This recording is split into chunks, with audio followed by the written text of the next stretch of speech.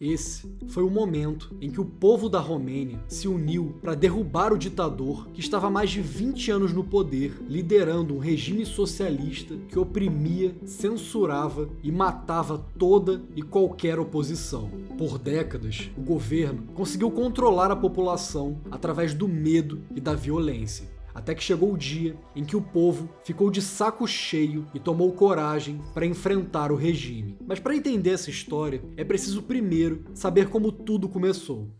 Em 1947, o rei Michael da Romênia se encontrava em uma situação delicada. Diante dele estavam dois homens do Partido Comunista, e em suas mãos estava um documento que declarava que ele iria abdicar do trono, e a dupla queria que o rei fizesse o favor de assinar o documento. O rei não estava muito afim de abandonar o cargo, mas era difícil dizer não com um revólver apontado para o rosto e com o palácio cercado por homens armados. Os três acabaram chegando num acordo. A dupla ficou com a assinatura e o rei com a sua vida. E simples assim, a monarquia no país chegou ao fim, dando início à República Popular da Romênia, sob direção do Partido Comunista. Logo de cara, o governo tomou posse de todos os bancos e de quase todas as empresas e terrenos. Os políticos que não apoiavam o regime foram presos ou exilados. E para garantir que ninguém contrariasse o governo, foi criada a Securitate, a polícia secreta da Romênia, que foi a maior e mais brutal do bloco socialista, que era encarregada de eliminar sistematicamente qualquer opositor do regime. Aqueles que fossem considerados inimigos de classe eram enviados para prisões, onde eram simplesmente executados ou forçados a trabalhar até a morte. E tudo isso sem mandato de prisão, sem julgamento e sem investigação. Muitos romenos foram obrigados a dedurar seus próprios amigos e familiares. Nas escolas, os alunos eram instruídos a denunciar qualquer um que fosse contrário ao governo. Mas o regime não perseguia apenas os opositores. O comunismo rejeita, por natureza, toda e qualquer religião. E sendo assim, os religiosos também eram oprimidos pelo regime. Padres foram torturados e obrigados a negar o cristianismo. O mesmo acontecia nas cadeias, onde os presos eram submetidos a todo tipo de tortura para que abandonassem suas crenças e aceitassem o socialismo. Choques elétricos, afogamento em fezes e urina e até esmagamento de testículos foram alguns dos métodos utilizados. Entretanto, em 1965, parecia que as coisas iriam melhorar na Romênia. O antigo ditador havia morrido e quem tomou seu lugar foi a estrela desse vídeo, Nicolae Ceausescu. A princípio, Nicolae parecia ser um ditador mais brando, bem menos cruel que o antecessor. Ele reduziu a censura contra a imprensa, incentivou a criação de universidades e investiu na industrialização do país, gerando laços econômicos com países capitalistas. A agricultura também se desenvolveu e a Romênia vivia um período de fartura. Tudo isso fez com que o novo ditador tivesse uma popularidade alta no começo, mas ele logo iria mostrar a sua verdadeira face. Nicolae queria transformar a Romênia em uma superpotência, e ele acreditava que para isso era preciso aumentar a população, para que houvessem mais trabalhadores, proporcionando crescimento econômico e influência internacional. E assim, Nicolae passou a incentivar que as famílias se multiplicassem. O aborto e os métodos contraceptivos foram banidos e criminalizados. O divórcio se tornou mais restrito. Mulheres que tivessem mais de 5 filhos recebiam uma série de benefícios. E a partir de 10, eram oficialmente reconhecidas como mães heróicas, enquanto que os casais que não tinham filhos eram taxados. E para garantir que seu decreto seria cumprido, Nicolae passou a controlar o povo com mão de ferro. As mulheres eram obrigadas a visitar o ginecologista todo mês e, quando engravidavam, eram monitoradas até o final da gestação, para garantir que não houvesse nenhum aborto na Romênia. Tudo isso causou de fato um grande aumento na natalidade do país, mas ao mesmo tempo, milhares de mulheres morreram realizando abortos clandestinos. Com o crescimento familiar, Casas e escolas ficaram superlotadas. Muitos pais não davam conta de sustentar seus filhos, fazendo com que o abandono infantil fosse para as alturas. Os orfanatos não tinham estrutura ou recursos para abrigar tantas crianças, fazendo com que muitas tivessem que morar nas ruas. O país continuava perseguindo seus opositores. Em alguns casos, pessoas eram internadas em manicômios apenas por serem contrários ao governo. Mas apesar disso tudo, Nikolai ainda tinha uma boa popularidade, já que o país continuava se desenvolvendo, com as indústrias e as cidades crescendo ano após ano. O verdadeiro problema começou em 1971, quando Nikolai resolveu visitar outros regimes socialistas. Durante uma viagem pela Ásia, ele conheceu a China e a Coreia do Norte. E lá, ele ficou encantado com os métodos usados para oprimir e manipular as pessoas. Na China, por exemplo, o modelo de ensino foi completamente reestruturado para seguir os moldes comunistas. Cursos que eram considerados pseudo-burgueses foram abolidos. Também houveram as chamadas sessões de sofrimento, que eram nada mais que espetáculos públicos de violência, onde aqueles que fossem considerados inimigos de classe eram publicamente humilhados e torturados por seus próprios colegas, amigos e familiares, com o auxílio de agentes do governo que incentivavam o povo a participar desses atos desumanos. Além disso, também haviam os cultos à personalidade, que tinham o propósito de doutrinar a população para que enxergassem os líderes do regime como sendo figuras heróicas, bondosas e geniais. O governo distorcia as notícias e modificava os livros de história para que o ditador fosse visto como uma verdadeira divindade. Durante o regime de Mao Zedong, por exemplo, todo cidadão na China recebia um livro com frases dele, que deveria ser carregado a todo momento. Fotos e pinturas do ditador eram vistas por toda parte, chegando ao ponto de haverem mais fotos dele do que pessoas na China. E somente ele podia ser idolatrado, já que qualquer outra religião era brutalmente reprimida na China. O regime tomou medidas extremas para garantir o ateísmo no país. Milhares de igrejas, mesquitas e monastérios foram destruídos. Líderes religiosos foram aprisionados, torturados e mortos. Textos sagrados viraram fogueira, e até mesmo a posse de objetos religiosos se tornou um crime. Nikolai ficou fascinado com essas medidas e resolveu implementar o mesmo modelo na Romênia. A imprensa passou a ser entupida de propagandas do governo. A TV, o rádio, o cinema e o teatro deveriam representar o regime como sendo glorioso e bom para o povo. O mesmo ocorria nas escolas e universidades. Segundo o governo, todos precisavam se conscientizar dos valores socialistas que guiavam a sociedade. Até as bibliotecas foram entupidas de livros sobre o ditador. Nas escolas, as crianças aprendiam músicas e poemas que louvavam o grande líder Nikolai. E tendo total controle da imprensa, os veículos de notícia eram obrigados a elogiar o regime a todo momento. Sua esposa era retratada como sendo a mãe da nação, e Nikolai recebeu uma série de títulos, tais como Estrela da Manhã, Gênio, Santo, Milagroso, Salvador, Corpo Celeste, Sol, Príncipe Charmoso e vários outros. Os produtores de TV eram obrigados a sempre representá-lo da melhor forma possível, tendo que disfarçar coisas como a sua pequena estatura de 1,68 m ou o nariz enorme de sua esposa. Aqueles que quebrassem essas regras eram severamente punidos. Um produtor chegou a ser banido por 3 meses após veicular uma cena em que Nikolai gaguejava.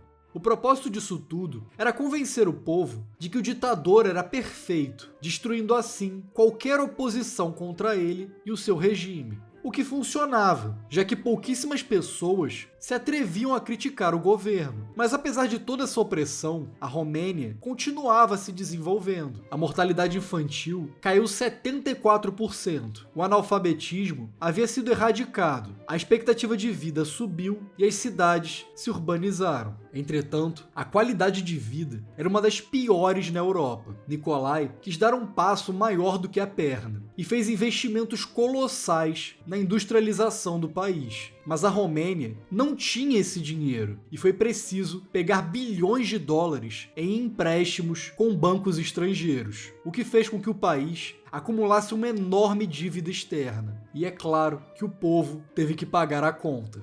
Para quitar as dívidas, Nikolai começou a economizar, cortando gastos, reduzindo os salários dos trabalhadores e fazendo racionamento de eletricidade, gasolina, aquecimento e até de comida. As famílias recebiam um limite de quanta energia podiam gastar no mês. Nas ruas, apenas 1 em cada 5 postes de luz era mantido aceso. Até mesmo a televisão do país foi reduzida, passando a exibir um único canal por apenas 2 horas ao dia. Devido à falta de comida, o governo precisou ensinar a população a como se manter nutrida com poucos alimentos. E para disfarçar o problema, a escassez de comida era anunciada como uma campanha para reduzir a obesidade no país. Mas essa miséria não era causada pela falta de alimentos, combustíveis ou produtos no país. A Romênia continuava com uma boa produção de tudo isso, mas o governo exportava a maior parte do que produzia para pagar sua dívida e para continuar investindo na industrialização do país. Os melhores produtos eram vendidos para os outros países, enquanto que a população ficava somente com as sobras. E apesar dos esforços do governo em manter o povo dócil e obediente, a população estava ficando cada vez mais indignada. Chegaria o dia em que o povo iria se rebelar contra o regime. E talvez os comunistas tivessem razão em perseguir os religiosos, já que, ironicamente, foi tudo por água abaixo graças a um pastor.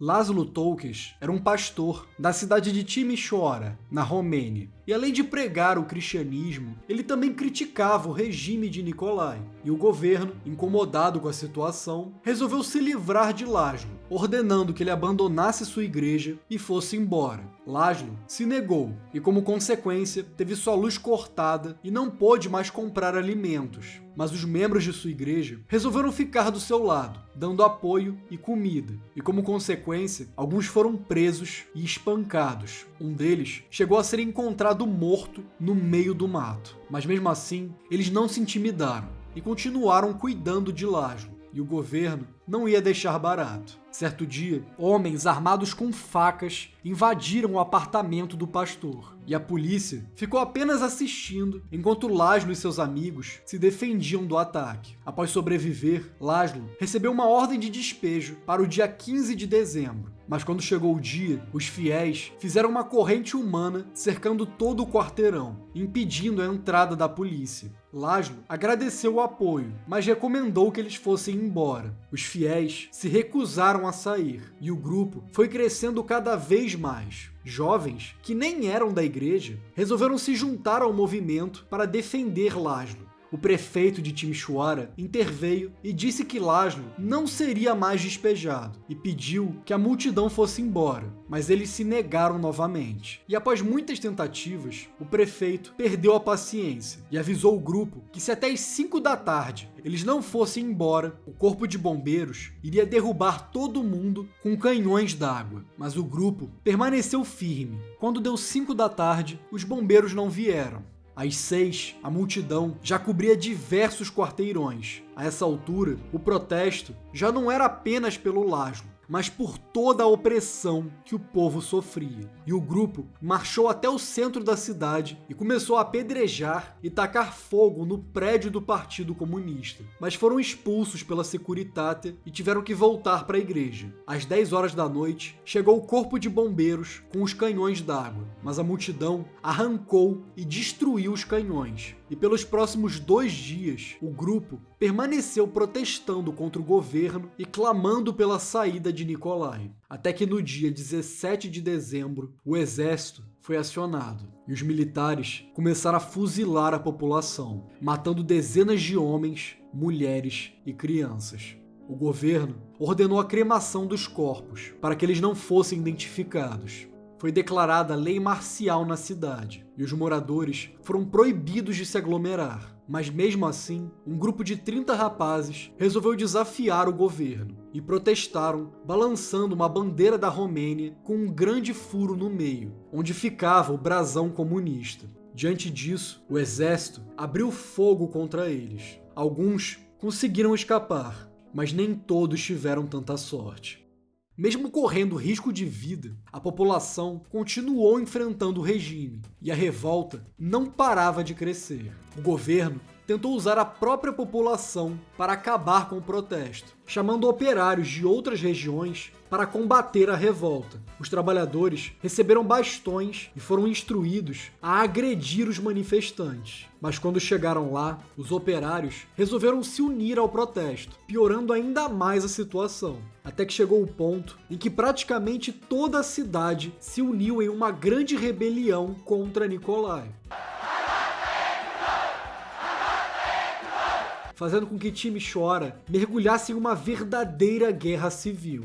E apesar dos esforços do governo em esconder o que estava acontecendo, as notícias se espalharam rapidamente através do rádio e do boca a boca do povo. E com medo de que isso pudesse incentivar protestos em outras regiões, Nikolai resolveu organizar um grande encontro de apoiadores, numa tentativa de mostrar ao povo que ele ainda estava no controle e tinha grande apoio popular. Cerca de 100 mil pessoas compareceram ao evento e a mídia noticiou o encontro como sendo um movimento espontâneo de apoio ao ditador. Mas na realidade, o público era composto por trabalhadores que foram obrigados a comparecer, sob a ameaça de serem demitidos. Os comunistas fizeram de tudo para passar a melhor imagem possível, armando o público com bandeiras e fotos enormes do ditador. Mas apesar de todo esse teatro, o evento foi um desastre. Em seu discurso, Nikolai enalteceu o próprio governo e disse que a situação de Timișoara era culpa dos agitadores fascistas que queriam destruir o socialismo. Até que em dado momento, pôde-se ouvir gritos ao fundo, que foram ficando cada vez mais altos. O ditador olhava assustado, sem entender o que estava acontecendo. Logo em seguida, a transmissão de TV foi cortada. Nikolai ordenava que o público se calasse. Mas ninguém obedecia. Ele até tentou acalmar os ânimos, anunciando que iria aumentar o salário mínimo. Mas o evento acabou se tornando um grande protesto. E a situação foi ficando cada vez mais fora de controle. Em meio ao caos, as forças de segurança começaram a atacar os manifestantes, o que gerou ainda mais revolta, transformando o evento em uma verdadeira rebelião. Os militares invadiram as ruas com tanques e veículos armados, numa tentativa de acabar com a revolta. Nikolai se escondeu na sede do Partido Comunista, enquanto as forças do governo massacravam os manifestantes, que foram fuzilados, esfaqueados, atropelados e até mortos na base de pauladas. E aqueles que sobreviveram foram presos. Nikolai acreditava que essa chacina seria o bastante para quebrar o espírito dos manifestantes, mas o povo já sentia muito mais ódio do que medo. E a Romênia mergulhou em uma grande revolução que se espalhou por todas as principais cidades. Na manhã seguinte, milhares de operários se juntaram à revolta.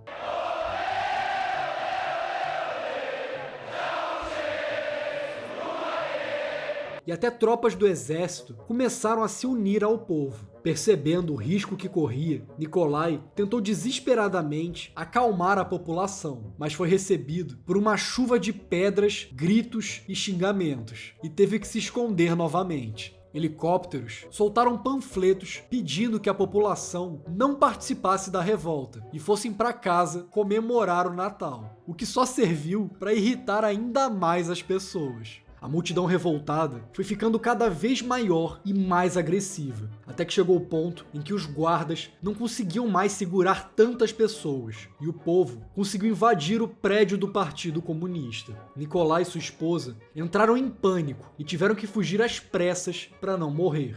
Por muito pouco, eles conseguiram escapar de helicóptero antes de serem pegos pela população. E após se afastarem bastante da capital, Nikolai ordenou que o exército enviasse soldados para resgatá-lo. Mas pelo telefone, o comandante simplesmente respondeu: "Houve uma revolução. Você tá por conta própria. Boa sorte." Por falta de opções, eles resolveram viajar de helicóptero até uma outra cidade, mas o exército ordenou que aterrissassem. E Nikolai e sua esposa tiveram que ir para a estrada pedir carona. Um médico parou o carro e aceitou ajudar, mas durante a viagem ele achou melhor não se envolver e fingiu que deu problema no carro. Eles então tiveram que pedir carona mais uma vez, e um homem aceitou levá-los de carro até uma cidade vizinha. Chegando lá, ele convenceu Nikolai e sua esposa a se esconderem em um instituto de agricultura. Mas quando chegaram lá, eles foram enganados pelo diretor do instituto, que os levou até uma sala, trancou a porta e chamou a polícia. E depois de serem traídos por todo mundo, no dia 25 de dezembro de 1989, o ditador e a sua esposa foram condenados por diversos crimes, dentre eles o de genocídio. Nikolai atestou diversas vezes que a corte não tinha autoridade para julgá-lo e que ele ainda era o presidente da Romênia, mas a essa altura ele já não tinha poder nenhum. O julgamento durou apenas 2 horas e foi repleto de irregularidades, atropelando todos os protocolos legais. E no fim, como presente de Natal, Nikolai Ceausescu e sua esposa foram executados por fuzilamento. O julgamento foi exibido na TV do país, para que todos pudessem ver o ditador morto sangrando no chão. Apesar de sua morte, os conflitos continuaram pelos próximos dias, até que as multidões foram se acalmando. Livros e fotos do ditador eram arremessados pela janela, e o país foi tomado por um clima de alegria e esperança. Timisoara is a town of great mixed emotions. Many of its citizens feel free to attend church for the first time. Foi estabelecido um novo governo, e o Partido Comunista simplesmente desapareceu, mas seus antigos membros apenas se dividiram entre vários outros partidos. Hoje, a Romênia é um país democrático e capitalista, graças à coragem e os sacrifícios de milhares de pessoas que enfrentaram a morte para que pudessem ser livres. These horrifically mutilated bodies dug up from a mass grave were discovered by the people of Timisoara days after the shootings. It's believed the Securitate tortured them, desperate to find the leaders of the rebellion. But in Timisoara, as elsewhere, no secret leadership existed. It was a near spontaneous explosion of defiance. We have now to start a new life. This is it. A much better life. We have all hopes. We are full of hopes.